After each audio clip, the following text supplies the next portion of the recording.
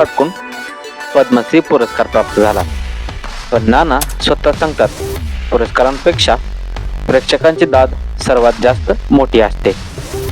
नाना पाटेकर हे फक्त एक अभिनेता नाहीत, ते स्टाईल आहेत. त्यांचा आवाज, संवाद फेक, डोळ्यातून निघणारी ज्वाला हे त्यांचे ट्रेडमार्क आहेत. लोकांना वाटतं की ते नेहमी रागात असतात, पण प्रत्यक्षात ते खूप विनोदी, मजेशीर आणि थेट बोलणारे आहेत.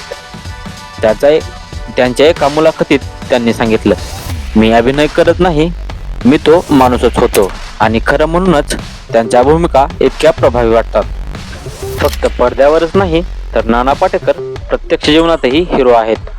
त्यांनी मकरंद अनासपुरे सोबत नाम फाउंडेशन स्थापन केली, ज्या संस्थेतून शेतकऱ्यांसाठी, दुष्काळग्रस्त गावांसाठी, आत्महत्या केलेल्या शेतकऱ्यांच्या कुटुंबासाठी मदत केली जाते. ते म्हणतात, आपण कलाकार आहोत